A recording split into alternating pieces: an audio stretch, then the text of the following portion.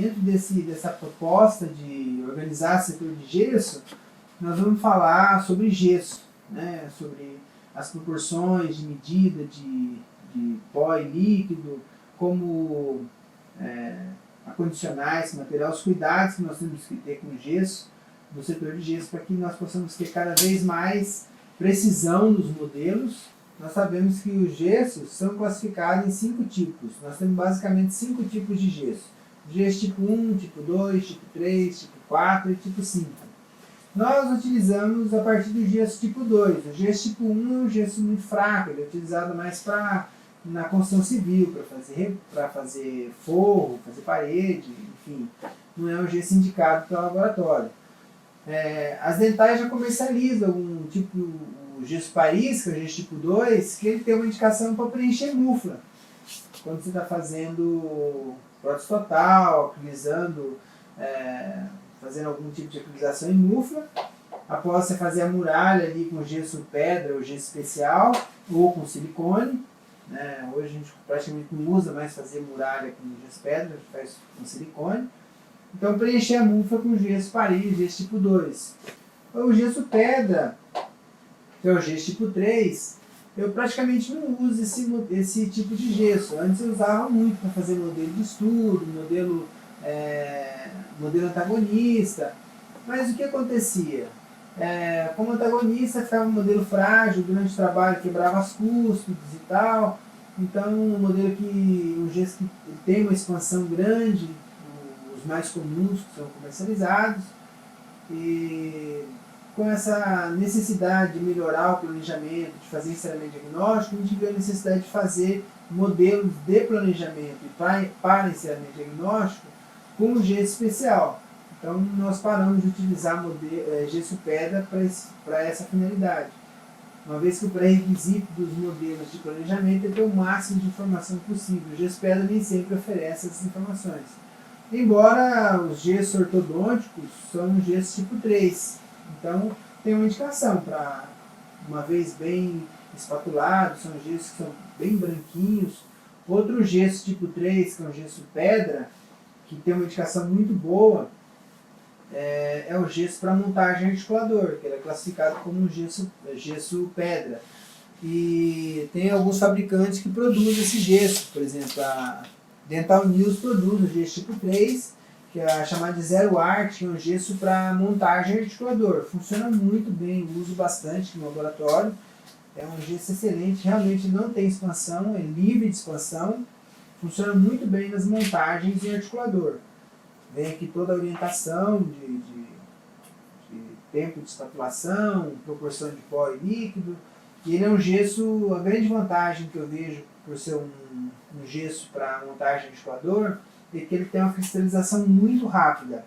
O tempo de trabalho dele é de 3 minutos e com 4 minutos ele toma presa.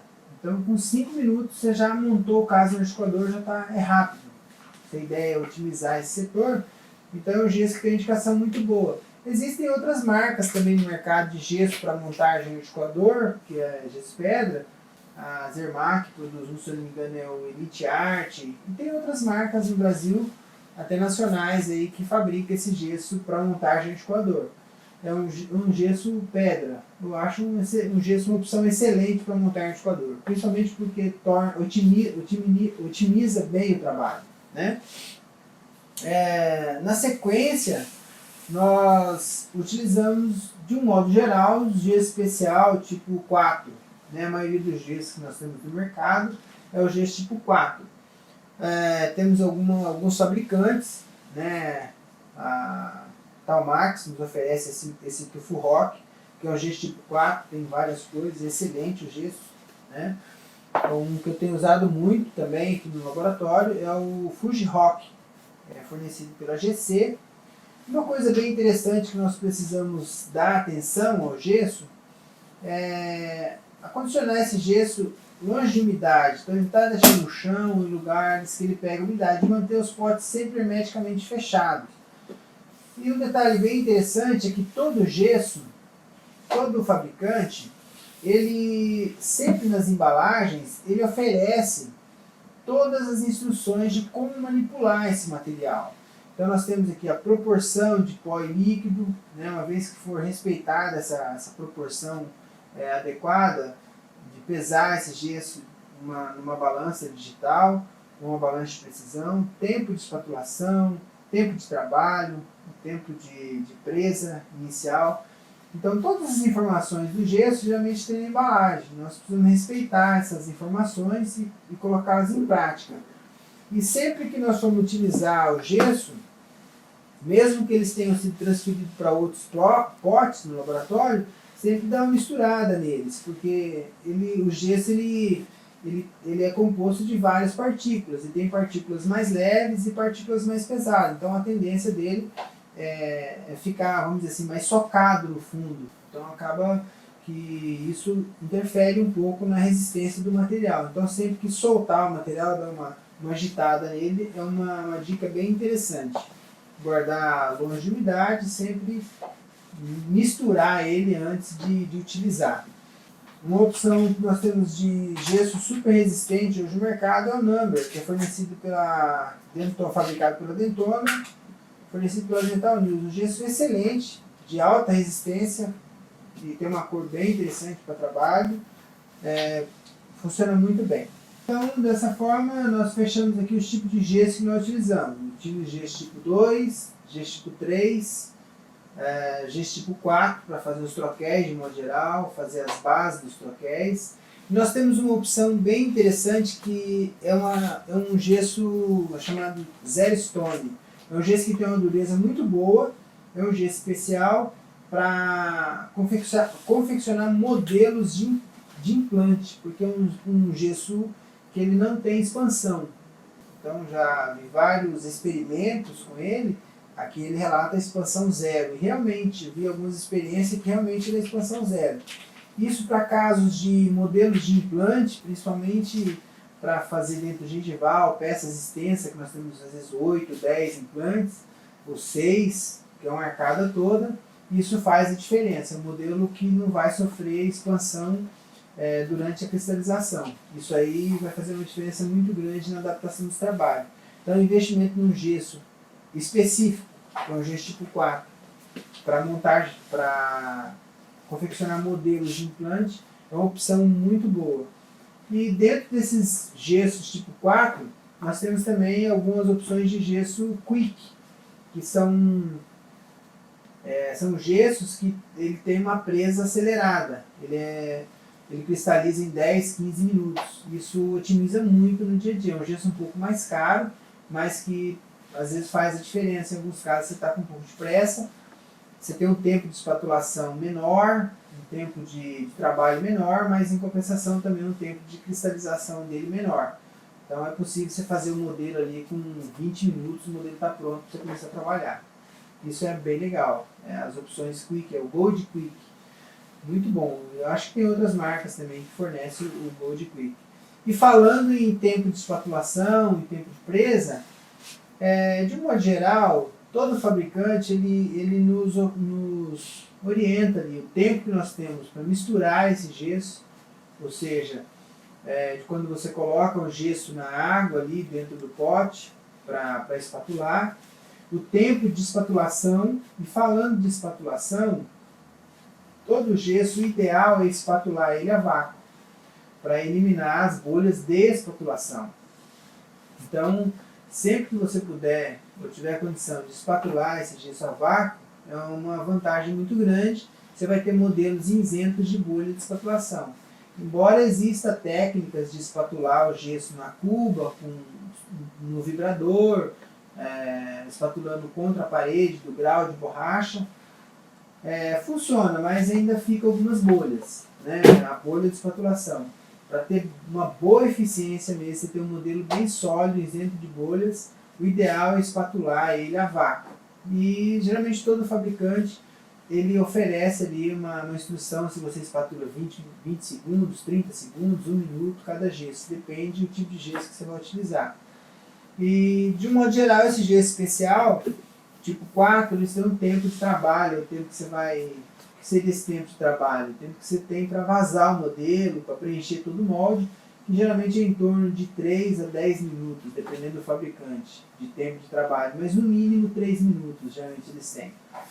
E na sequência, falando de gesso especial, que seria o gesso tipo 5, que praticamente eu não uso no laboratório, qual a diferença do gesso tipo 5 para o tipo 4? Às vezes a gente acha que o gesso tipo 5 é mais duro, o tipo 4 seria mais fraco, e o que eu pude observar é que os modelos feitos com esse gesso, ele tem uma boa resistência, uma superfície bem dura, e durante o processo que a gente tem que desgastar esses troquéis ou cortar, ele é menos quebradiço.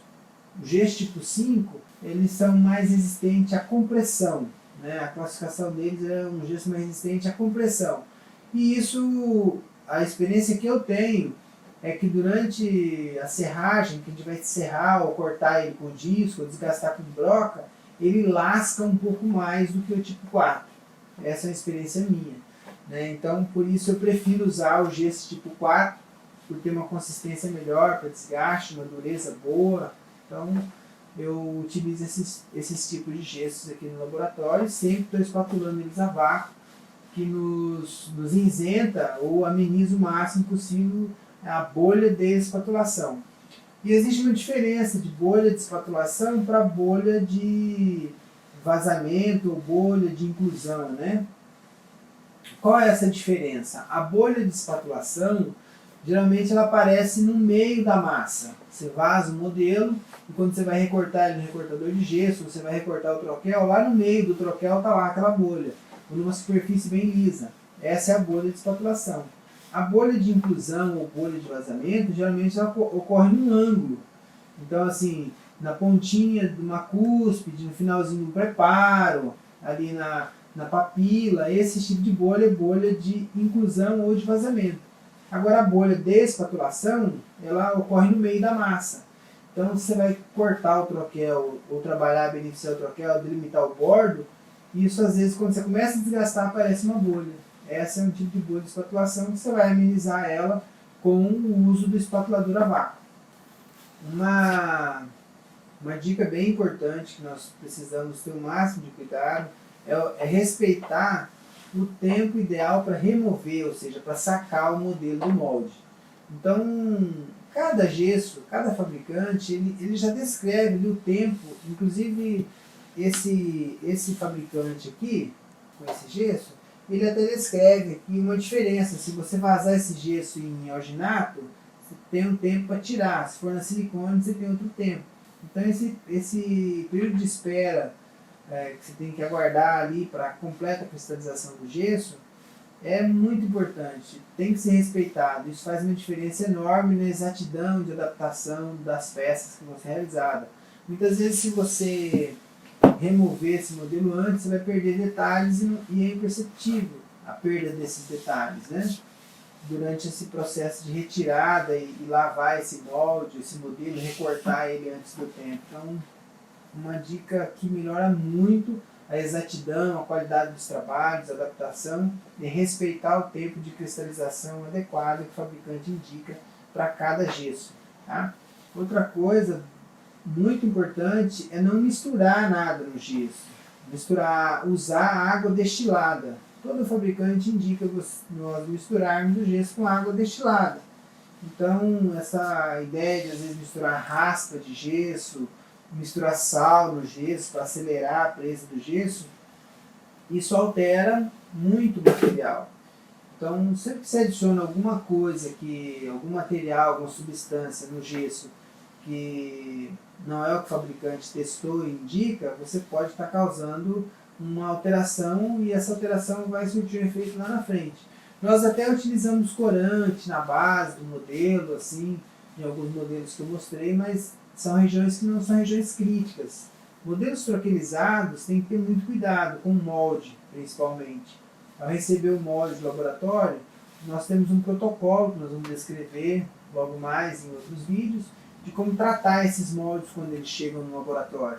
Então, sempre que nós recebemos esses moldes, nós lavamos esses moldes, fazemos a descontaminação desses moldes com o material adequado, removemos todo esse material com água gessada, para evitar se ficar um resíduo de material lá descontaminante no fundo desses moldes, vai interferir na presa do gesso, na resistência do gesso.